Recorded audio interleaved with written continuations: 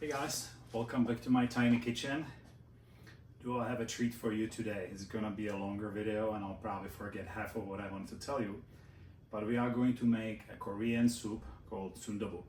You know, so many things, Korean things are popular today, right? K-pop and boy bands, girl bands and movies. So today we're gonna cook Korean. We can impress somebody. This is a very typical Korean soup. Again, it's called Sundubu, which means soft tofu soup. You can get it in so many restaurants all over Korea. Today we are gonna make it in my kitchen. So the first thing I'll do is heat up some sesame oil. Now, as you know, I normally don't cook with oil, but sometimes I treat oil as a little treat, like in this case. This is actually sesame oil we brought from Korea. So somebody in the countryside, in a small shop, small little business, they are making sesame oil for the neighborhood. We let it heat up. You have to be really careful because sesame oil can burn really easily. The next ingredient that we'll put in there is gochujang, which is hot pepper paste. As you can see, I'm weak. I'm putting very little. Everybody in my family can outdo me when it comes to hot stuff. Oh, it's pretty hot. You can hear it sizzling. We gotta be really careful not to burn it. So maybe to cool it off a little bit, I'll add this garlic.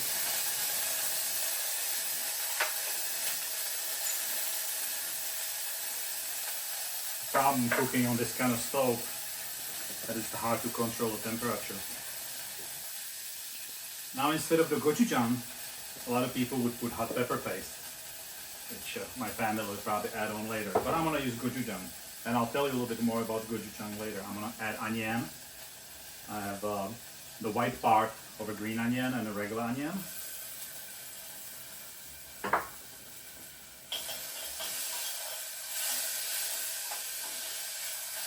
Gochujang is a huge part of Korean cuisine. There's a written record of gochujang going back to Joseon Dynasty. When we were last time in Korea, we actually went to a company, business, farm, a countryside place that made gochujang. It's a whole year process. The villagers are all involved in the harvest and later on maybe in making. So in the spring they harvest barley. By the way, barley and millet are part of Korean cuisine way before rice. That's part of prehistory. They've been using barley. So barley in the spring, then in the summer they harvest peppers and let them dry and grind them into this kind of powder. And in the fall,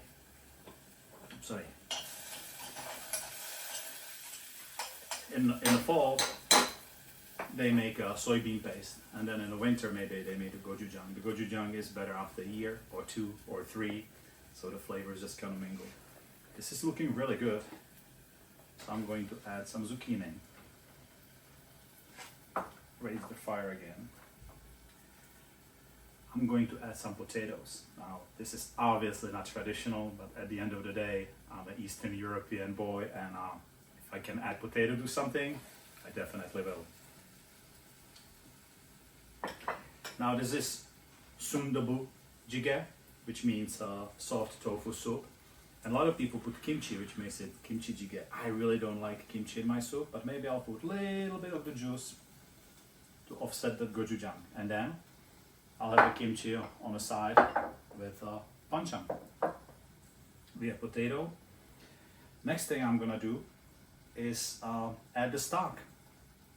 I made the stock yesterday. I cooked some seaweed. Now, if you buy the seaweed, you see all this white stuff. That's what gives it umami flavor. There's nothing wrong with it. You cook it for maybe 10 minutes with some dried shiitake mushrooms, and then you just leave it sitting overnight. I saved those shiitake mushrooms. I'm gonna put them in my soup as well.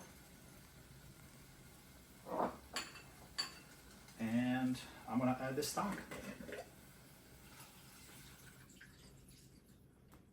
I'm gonna raise the temperature.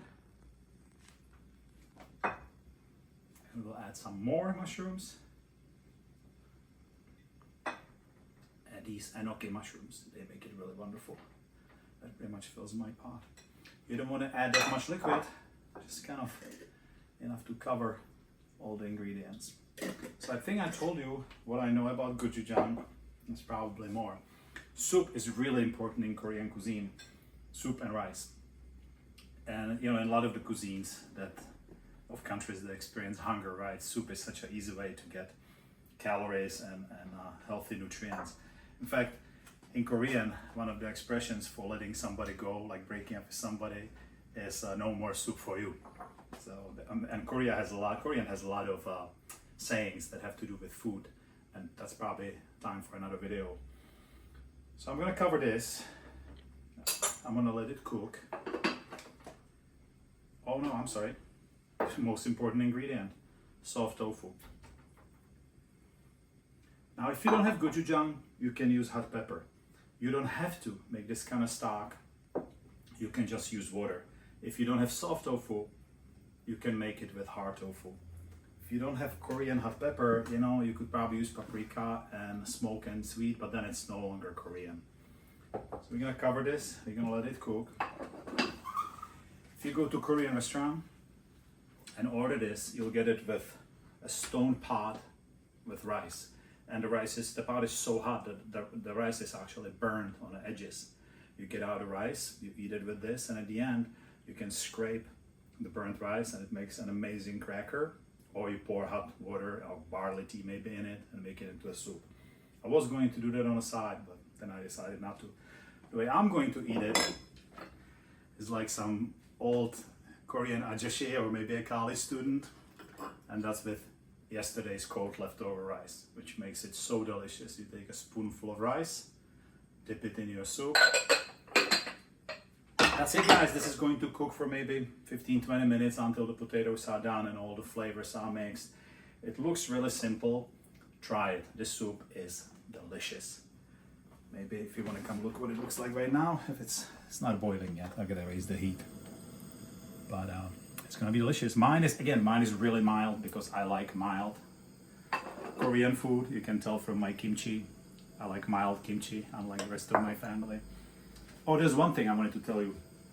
I heard people complain that it's hard to get Korean food in South Korea. To get vegan food in South Korea.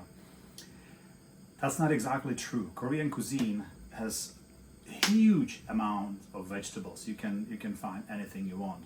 The problem is you need to be able to speak Korean or be with somebody who can speak Korean. If you order this in a restaurant, the stock is most likely to have anchovy in it. There's likely to be shrimp in this. So even if you tell them you don't want meat or you order one that's a vegetable soup, there's pretty good chance that there's gonna be meat in it. So you have to have somebody, or you can explain that you want it made with water. That's about it.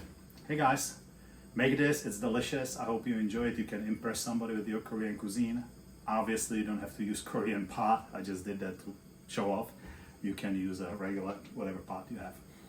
So make it, enjoy it, and until next time, bye.